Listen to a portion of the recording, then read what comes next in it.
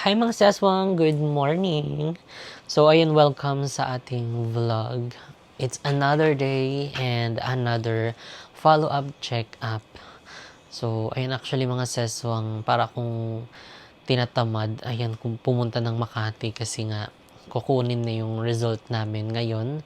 Dahil nung last time, di ba, may mga pinagawang mga laboratory test sa amin. So ngayon is nakaschedule para kunin yung result at saka makipag follow-up check-up. So, alam niyo ba mga sesong, parang hinihila yung katawan ko. Parang ayoko pumunta doon. So, ngayon niya tingnan niyo anong oras na, oh. So, parang ang bagal-bagal ko pa rin kumilos kasi para akong natotrauma. Alam niyo yun? Kasi nung last, check-up namin, kumuha din ng result, grabe yung mga natanggap naming mga result nung mga pinagawa naming executive check-up. So, parang nanunumbalik yung mga panahon na yun, alam mo yun? So, hindi mo alam kung ano yung result na lalabas ngayon sa mga ginawang test sa atin. Dahil grabe yung mga kinuwang dugo nga, di ba? So, pinagpipray namin na sana okay yung mga labs namin, okay yung mga lumabas na numbers, and manumbalik sa lahat sa normal. Hindi na yung sobrang taas, sobrang baba. Basta alam niyo yun, parang hindi kami excited. Kasi nga, medyo na-trauma kami nung unang result na nakuha namin. So alam niyo ba mga saswang, nung last December, ayan, iaano ko lang sa inyo, sasabihin ko lang sa inyo kung ano yung mga naramdaman ko, bagay yung mga symptoms, kung paano namin nalaman na kailangan ng magpa-check up. Kasi marami ding mga nagtatanong sa inyo and mga concern. So, ayun, maraming salamat po sa inyong lahat, sa mga concern dyan. And mga nagsisend ng mga private message. And may mga nag-PPM din sa amin. And dahil nga, di ba, nasabi namin na gusto din namin magpa-second opinion. So, may mga specialist ding mga nag-PM sa amin, mga nurses. Ayan, dito sa Tanza, ayan na meron silang nire-refer na nephrologist na magaling dito sa Cavite. So, i-consider namin yun kasi nga, di ba, gusto talaga namin, plan talaga namin magpa-second opinion. Kasi nga naman, wala namang masama, di ba, magpa-second opinion dahil, syempre, para sa ikapapanatag ng ating mga sarili.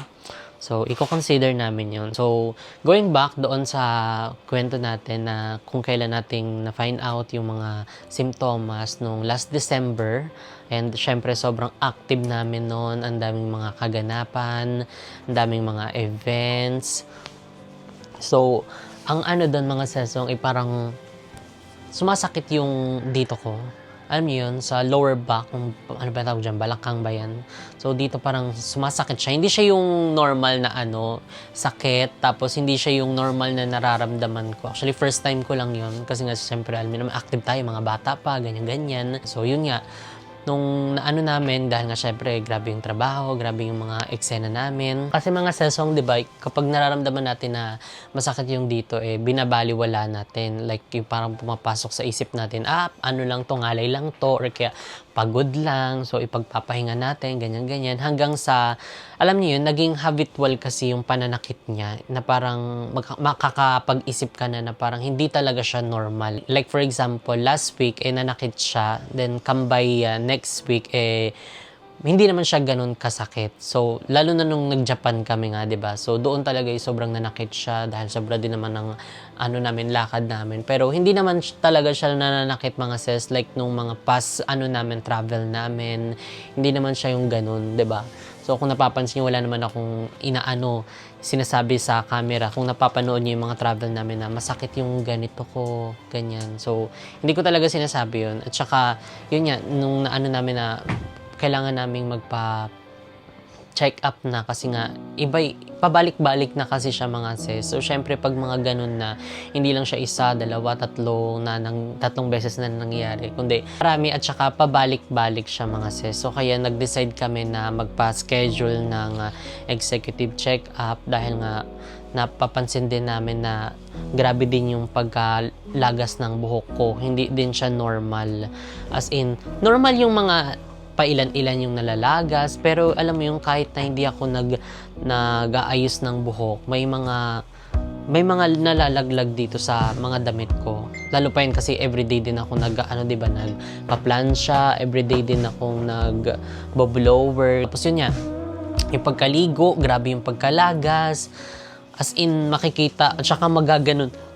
Maano ko sa kamay ko na ang daming buhok na mga nalalagas. So, isa yun sa mga winori ko kasi hindi normal yun mga sis. So, as in, ngayon ko lang din yun na-experience na grabe yung parang OA na yung pagkalagas ng buhok ko. Hindi siya normal. Tapos, konting ganun ko lang, may mga nakukuha. Alam mo yung kahit na hindi naman sabog-sabog yung buhok ko. Tapos, isa din sa napansin namin is yung yung sa pag-iihi namin, grabe din yung yung bula niya.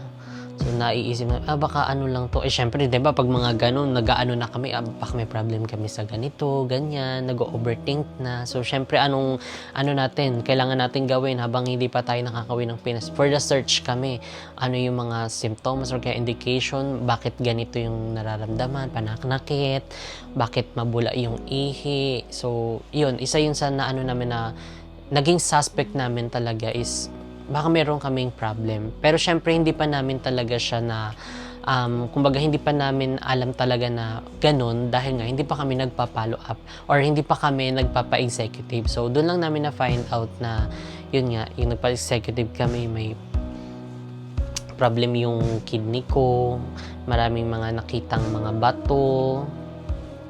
Tapos, hindi lang yun dahil syempre may problem din tayo sa sa potassium. So, alam nyo din yan sa mga matagal nang nanonood sa atin.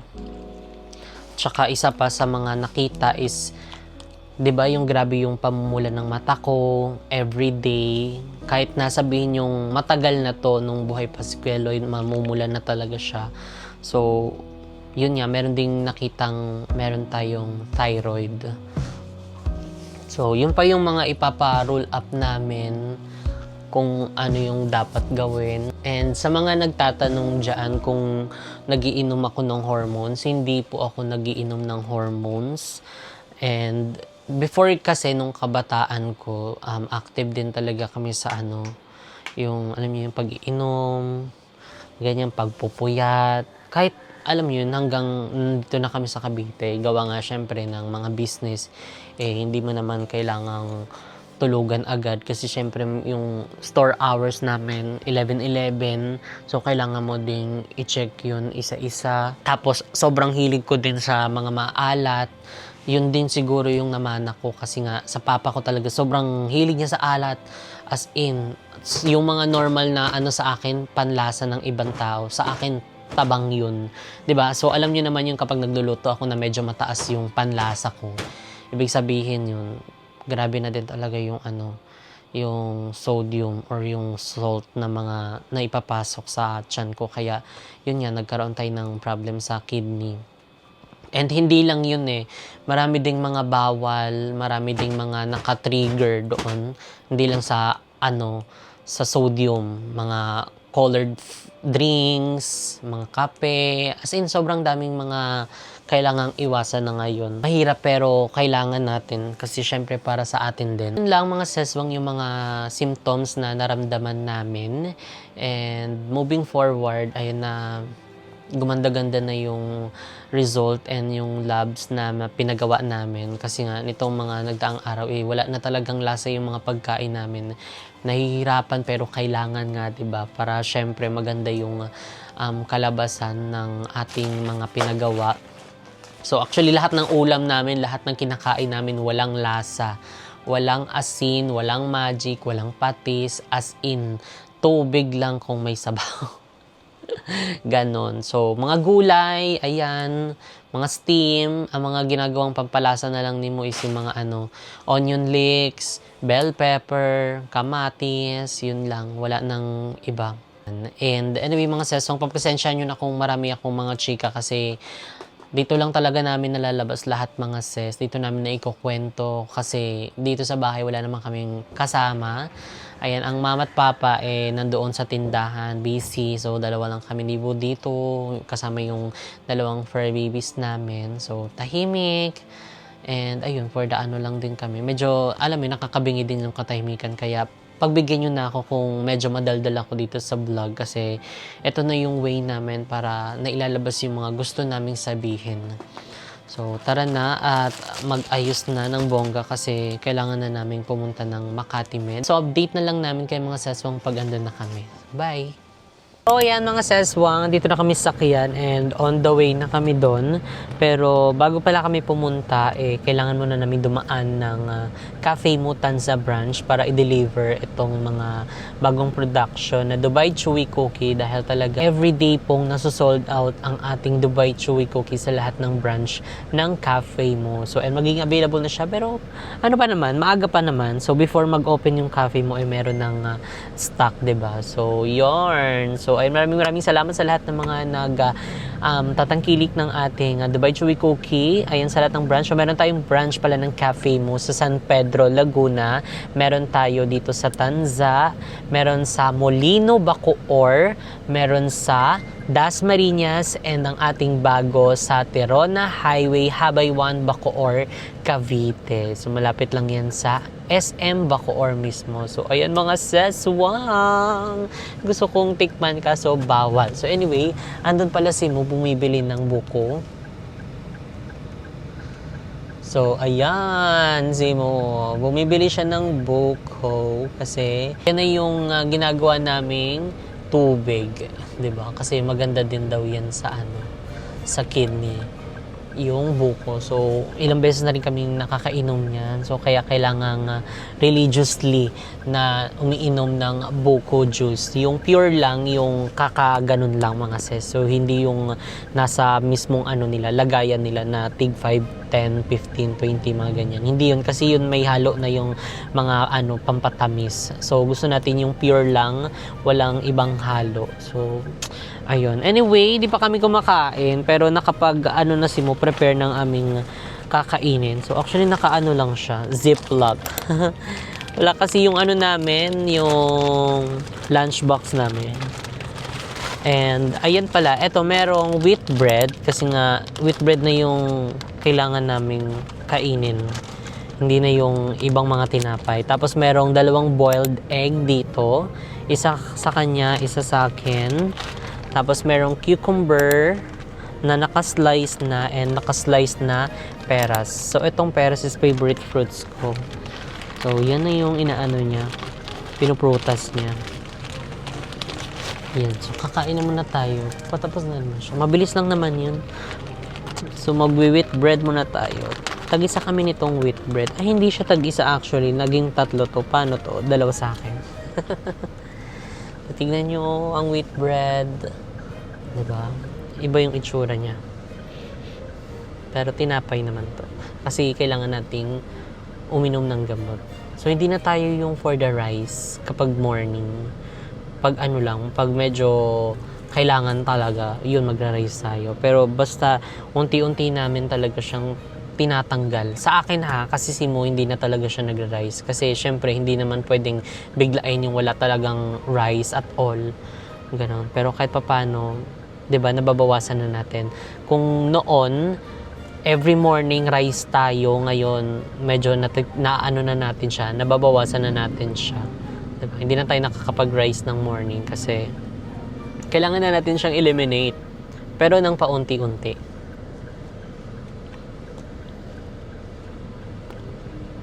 Ano bang pinagkaiba nito sa regular na tinapay lang?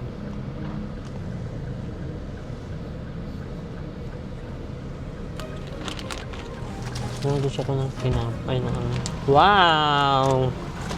The buko juice is there! Pam! Wow! Tag-isa kami. Alam, kaayo. So, ito na yung soft drinks natin.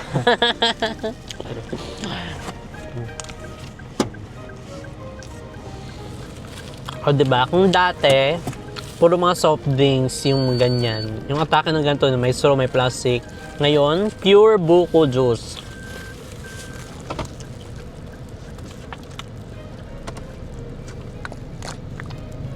Ang sarap, no? Hindi rin pala healthy yung mga ano, yung parang nandun sa maliit kasi may sugar na. Tinanong ko si kuya. Ano maliit? Yung nandun sa may parang, di ba yung binibili Yung sa tig... sampo? Oo, yun nga. Kasi may halo na yung pantamis eh. Ito, sakto eh. Pure lang eh. Kasi ang prep food ni mo is yung less sodium. Parang hindi less. Remove sodium talaga siya. Kasi wala at all siyang sodium. And ano din, low carb. Yun yung mga pine-prepare niyang mga pagkain namin. And on the side, mga seswang, merong mga fresh fruits. So, yun lang. Vegetable yung mga kinakain namin. Fish, chicken breast, and fruits. Diba? So, yun lang apat. Dati, ang dami-dami, no? Yung asin samot-sari, mga baboy, fried chicken. Hala, ang sarap. Sige. Yan. Sa sobrang, sarap kumain. Ayan.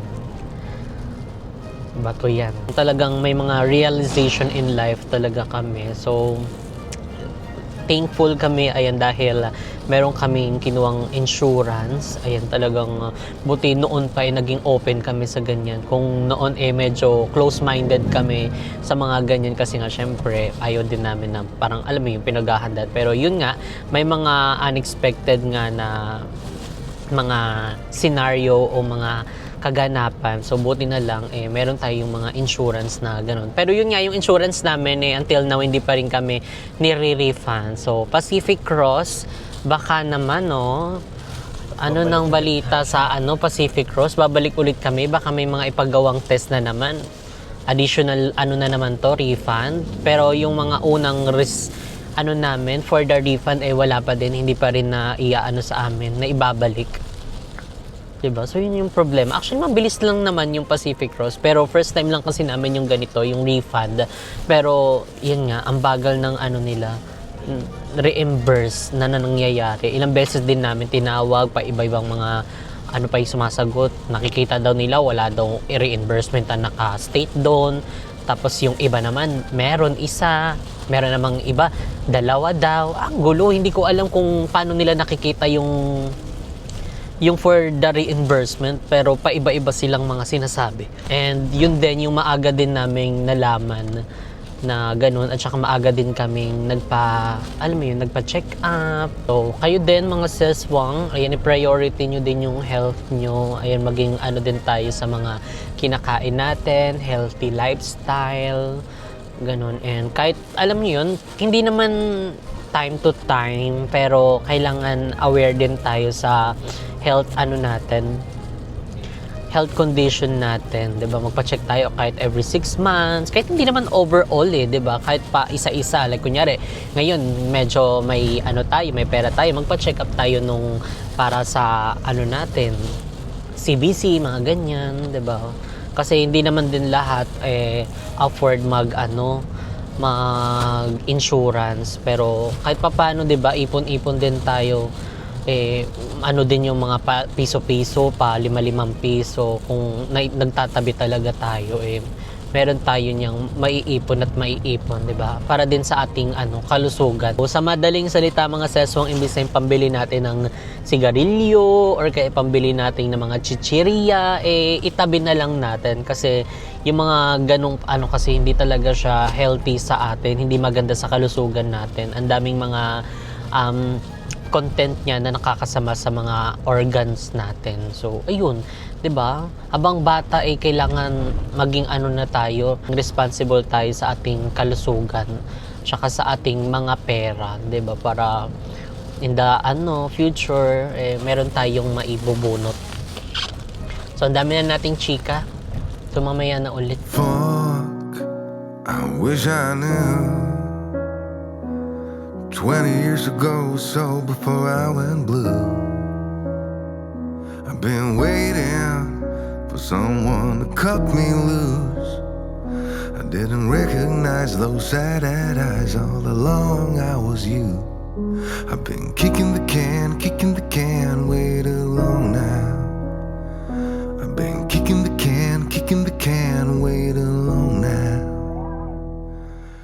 So, ayan mga saswang, finally andito na kami sa Makati Med and dumaan na rin kami kanina doon sa laboratory kasi nga yung mga pinagawa namin mga test, kukunin sana namin yung result and yun nga, pagkasabi nila na na-forward na daw sa doctor namin, which is yun nga, yun na lang yung inaantay namin kasi mga seswang time check, it's already at 12:46 and ang schedule namin talaga na makipagkita kay Doc is mga 2 pa.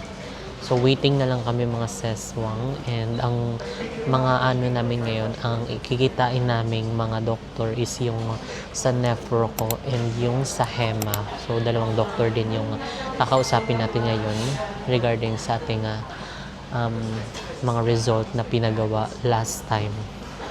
So, buti dito mga seswang, ang dami din mga upuan. And yun nga lang, medyo nahirapan kami sa parking kasi sobrang daming tao dito. Agawan talaga sa parking. So, buti na lang ikot-ikot kami. Then, yun, naka-jackpot kami na merong isang available na parking slot. So, kaya yun, nakapag-park tayo. And dito na tayo ngayon. Waiting lang tayo mga ses ng very, very light. Then, update na lang namin kayo later. Hoping and praying na sana maganda yung mga lab test, lab result natin ngayon. Diba? Para hindi naman tayo talaga malungkot kasi sobrang dinibdib talaga namin. Lalong-lalo ako kasi nga grabe yung, diba, syempre, talaga, problema talaga yung kidney. So, syempre, alam naman natin kung ano yung function talaga ng kidney. Isang malaking part talaga siya ng ating katawan. So, hindi lang din naman yun, mayroon din tayong thyroid and potassium. So, yun sana maganda yung mga magiging result ngayon. So, pagpa-pray namin. So, pag-pray nyo rin kami mga sis para hindi na tayo maggawa-gawa pa kung ano pang mga kailangang test, diba? So, kapag naman yun, naayos naman yung natin, result, excited tayo sa mga next na natin, step natin. So, update na lang namin kayo later mga sis. Bye-bye!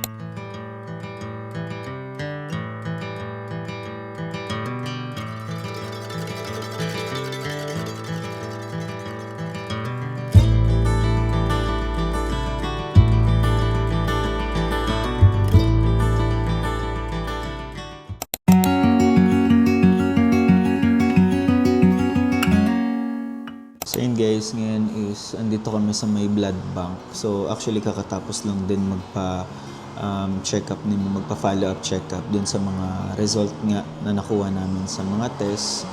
So right now actually hindi makapagsalita kasi si Mo and medyo natutulala siya and ngayon kasi kaya nandito kami sa may blood bank dahil nirequire siya na pabawasan ng dugo dahil mataas na yung kanyang hemoglobin. Kasi yung sa may hema niya, so first kasi ang pinunta namin is sa hema.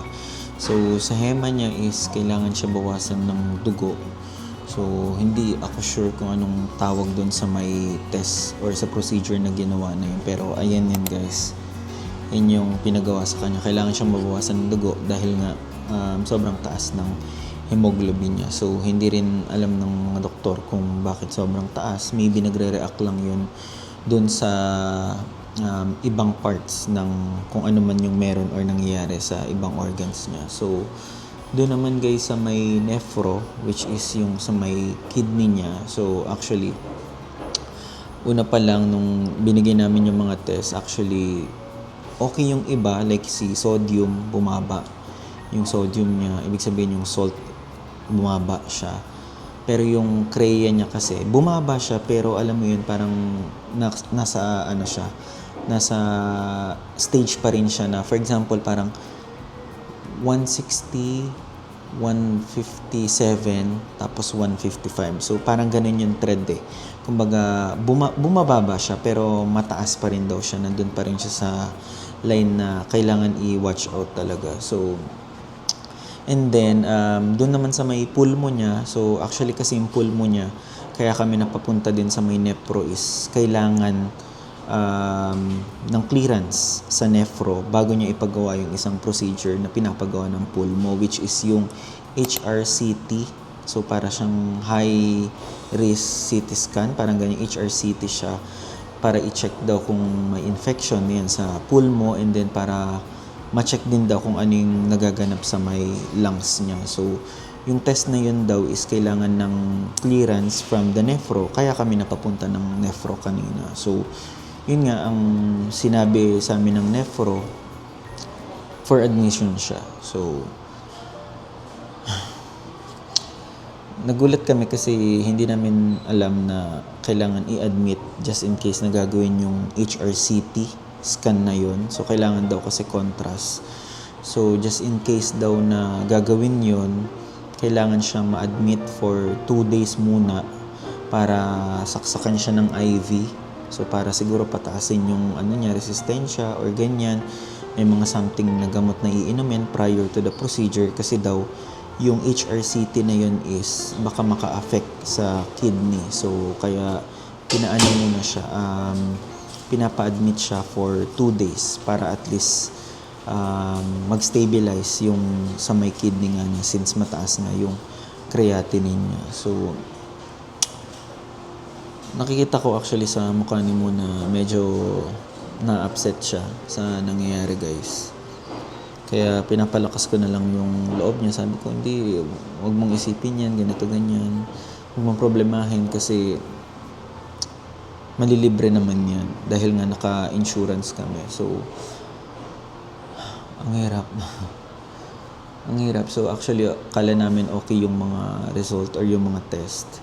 And yun nga, medyo bumaba in figures, in numbers, pero nandoon pa rin daw sa level na yun. So, hindi kami guys makaproceed sa iba pang mga test na gagawin sa kanya kasi actually yung nephro, sinabihan din kami na kailangan siyang i-kidney biopsy na. So, yun pa. Kasi, di ba, ang kidney biopsy is pinaka-last stage para makita kung ano yung nangyayari sa may kidney niya. Kung ano talagang nagaganap doon. So, sabi ng nephro niya is kailangan muna mapagawa yung HRCT bago kidney biopsy. So, ayun nga. Actually, nagtuturn kami na magpa-second opinion talaga as much as possible. Tomorrow, actually, nakaschedule din kami sa Asian Hospital para magpa-second opinion sa nephro. Luckily nga meron. So, thank you so much kay Ate Fatima, ayan, from US, na nag-recommend sa amin na magpa-check doon sa may Asian, sa may nephro nila. Kasi wala namang masama na magpa-second opinion or even third opinion. So, check muna namin siguro bukas pagka nagpa-second opinion kami sa ibang hospital sa may Asian kung same din ba yung mga diagnosis dun sa mga result kasi kinuha na namin lahat ng mga laboratory test niya dito sa Makati Med para at least may madala kaming mga test doon or maipakita sa doktor kasi wala namang masama. Makikita mo guys sa mukha ni Mo na natatakot siya. Kasi, ayun nga yung sa biopsy. And even ako guys, actually nanunumbalik yung mga memories ko dati. Kasi si Mama actually nag-undergo din dyan. Nagpa-biopsy, tapos, ayun, basta yung same din sa kidney problem din. Kaya, medyo, alam mo yun, nanunumbalik yung lungkot. Pero kailangan natin magpalakas para kay Mo. Kasi sa atin siya kumukuha ng lakas and hindi tayo pwedeng magpakita ng nahihinaan tayo. Kasi actually kanina nung sinasabi yun ng doktor na kailangan din siya ipa-kidney biopsy after ma-HRCT, medyo kinakabahan siya. So tinatanong niya kung ano yung procedure na gagawin, ganyan. Although pwede daw tulog siya, pero ang sinabi kasi ng doktor, kahit hindi ka naman papatulogin, may anesthesia lang. So, ayun. Ayun guys, ngayon is nandito na ako sa loob ng blood bank. So, ayun si Mo, kinukuha na siya ng dugo. Nagulat ako guys dahil pinatawag ako ng nurse na pumasok daw sa loob. Kasi daw kinakabahan si Mo sa gagawin sa kanya kasi first time din niya.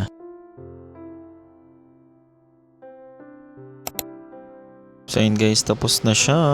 Ganun lang yun. Kinabahan siya. Ako ang kinabahan nung tinawag ako eh. Kasi ang sabi, ang tawag dito, kinakabahan daw siya. So, ayun, okay na. So guys, bawasan yung kanyang dugo. So, may binigay na refresher, water, and yung tinapay na monde. So, may binigay ding juice, pero bawal siya sa juice. X yung mga colored drinks. So, water and tinapay lang siya. Mo. Kinabahan ka? Kinabahan? Ayan, So, ayan mga seswang, ay nakabalik na kami ng parking. So, actually, ayan, inabot na kami ng gabi dito. Time check, it's already 8:17 p.m. na. So, medyo, ayan, umalis tayo ng medyo maaga-aga. Tapos ito na, inabot na tayo ng gabi dito sa Makati Med. So, actually, dito lang muna kami sa parking kasi pinag-iisipan pa namin kung ano yung magiging plans namin, kung magpapa-admit ba kami or hindi. Kasi sabi ng doktor, kailangan ko daw magpa-admit kahit mga 2 days. Ayan, dahil merong gagawing test sa akin, which is yung HRCT. And then yung HRCT daw na yun na gagawin sa aking test, medyo, kumbaga parang sa gamot matapang. Kumaga parang maano daw siya, yung makaka-affect sa ating kidney. So kaya kailangan daw nating magpa-admit. And kasi may mga ilalagay din sa ating swero. Ayan, tapos siguro may ilalagay din dun sa swero sa atin na ibang mga gamot para ma-hydrate muna tayo. Ayan, ma-prepare tayo sa iba pang procedure na gagawin. And then sinabi din ng doktor na kailangan ko rin daw magpa-undergo ng kidney biopsy, which is yun yung isa sa kinatatakot namin na gawin. Dahil narinig pa lang namin yung biopsy, kinabahan na agad kami. Nalungkot na agad kami na kailangan daw magpa-kidney biopsy para makita or malaman kung anong lagay ng kidney ko.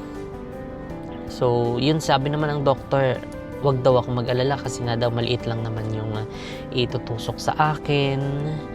And then, meron naman din daw anesthesia.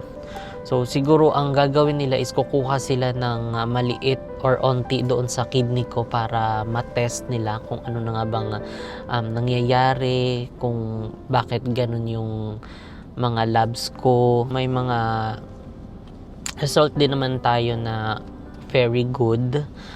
Ayan, katulad na lang ng ating sodium. Ayan, bumaba daw yung sodium natin. Ayan, dahil nga syempre yung mga kinakain natin, yung mga pine-prepare niyo muna mga food, talagang walang lasa. So, kumbaga na ano siya, naka-affect siya doon sa ating labs. Kumbaga gumanda, kaya ganun yung naging resulta. And then yung ating uric, yung uric naman natin is nag-normal. So, isa din yun sa magandang indication. And then, yung sugar naman natin mga seswang is very good din. Hindi naman mataas and hindi rin mababa. So, sakto lang siya. And then, yung potassium natin, ganun pa din siya. Mababa pa rin siya. Kahit na meron na tayong iniinom na gamot. And then, yung kreya naman natin, yung kreya ko, bakit kasi puro natin po sa amin. Yung kreya naman mga seswang, sa result ko is ano siya, bumaba din, pero hindi siya yung nandoon sa mababa talaga. Mababa siya compare nung first test natin. Kumbaga, mababa siya pero andun siya sa mataas. Alam niyo yun? Kaya lang siya mababa compare nung unang test doon. Kumbaga, bumaba siya ng very light lang. Pero nandun pa rin siya sa line na high. And then, yung hemoglobin, mataas yung ating hemoglobin. Kaya, nagpa-undergo tayo ng therapeutic phlebotomy. Ayan, yun yung kinuwanan ako ng dugo, nabawasan. Ayan, kung nakita nyo naman kung may clips kanina, ayan, yun. First time ko yun mga seswang, kinabahan pa ako, sinabi ko pa sa doktor, ayun na, tawagin si mo kasi, nandun siya sa waiting area, sabi ko, papasukin nyo kayo na i-stress na, kung naloloka na ako sa mga nangyayari, sa mga result ko. Kaya yung pinatawag siya, tapos yung pinatawag na siya, andyan na siya sa harap ko, kumalma na ako, kasi di ko alam kung magpapatusok ba ako, o hindi, kung itutuloy ba yung blood na yun, or kuha na lang sa biik talaga. Pero ako nga actually kinabahan dun dahil actually guys, kinabahan ako kasi nagbablog ako kung napanood niyo yung yung pinaka clip noon. Sabi ko, bakit ba't ako pinapatawag? Sabi ko, ganun, bakit kinakabahan ba siya? Ganun. Eh, hindi ko rin kasi alam na manang tawag dito, pwede pala ako doon. So, ayun. Kala ko kung ano nangyari. Kinabahan lang siya. Kasi tanong, first time never pa po akong nakukuha or nag-donate ng dugo. Tapos yun, sige po, tawagin natin yung tinawag. Sabi pa nung unang wala. Bakit? Check ako ng cellphone, bakit wala? Tapos bilang andyan na pala. Lumabas ako kasi nga nagbablog din ako. In-explain ko kung ano yung na-explain mo naman na. Na-explain ko na. So, ayun nga mga sis, nagpabawas tayo ng dugo kasi sobrang taas ng dugo natin. So, yun nga yung sinabi ko sa inyo na kaya mapula din yung mata natin kasi yung mata pala natin is merong mga maliliit na ugat. So, doon din umaano yung sobrang mga dugo natin. Kumbaga, dumadaloy doon. And then, pinatingin din yung kamay ko. Medyo mapula din yung kamay ko. Sabi niya, yan. Kaya kailangan nating therapeutic phlebotomy. Ayan, kaya magpapabawas ka lang naman ng dugo, hindi mo yun i-donate dahil syempre di rin natin alam kung ng dugo mo. So, iyon is for disposal. Ayun, basta parang hindi na siya gagamitin. Kumbaga, kinuha ng ka lang ay para mabawasan. So, magandang din daw kasi yun Magandang way din daw yun para bumaba yung ating hemoglobin kasi marami namang daw nagaganon. And then, yung nafe-feel nila na sila, yung mabigat yung ulo or kaya mas parang feel nila na ang sama ng pakiramdam nila. Yun daw ay nakakagaan. So yun nga, ngayon hindi pa natin nararamdaman yun kasi syempre bago pa lang naman. Hindi naman yun nabawasan ka lang ng dugo parang andyan na agad yung diba? Yung magandang sinasabi nila. Pero yun nga, so kinakabahan kami, hindi namin alam yung gagawin namin kung magpapa-admit ba kami, pero isa sa inaano namin is magpapa-second opinion muna kami, hindi muna kami magpapa-admit, hindi magpapa-HRCT or magpapa-biopsy. Second opinion muna kami sa Asian Medical Center. So, meron namang nakausap si mo doon. So, nirefer din sabi ni Ate Fatima. So, thank you so much, Ate Fatima. So, yun yung unang gagawin namin na kailangan namin pupunta. Bukas mga sis, pupunta kami ng Asian para mag second opinion. And then ayun na din kasi namin patagalin pa to. And isa naman sa sinabi ng doktor ay na malayo naman daw tayo doon sa yung idadialysis. Kasi syempre hindi naman ganun over yung nangyayari sa kidney natin. Pero ayun, hoping and praying mga sis, and sana ipag-pray nyo rin ako or i-include nyo ako sa mga prayers ninyo na sana gumaling na ako, sana umayos na yung mga result. Ayan, nagkagrabe na, di ko na alam kung anong mga gagawin basta. So ayun, thank you so much sa inyo mga sis for praying and for watching our vlog. So ayun, gusto lang namin i-film or i-share yung journey namin dito para kapag may mga kagaya tayong situation and 'di ba, hindi sila nag-iisa, may mga din sila na kagaya natin, ganyan. So wag lang tayo mawawalan talaga ng pag-asa. And then lagi lang tayo mag-pray and bawasan natin ang lungkot, ang stress, ang mga makakaisip or yung magdadagdag sa isip natin na hindi maganda kasi yung utak talaga yung isa din sa kalaban natin. So ayun mga seswang, thank you so much for watching and stay healthy. Good night. Bye.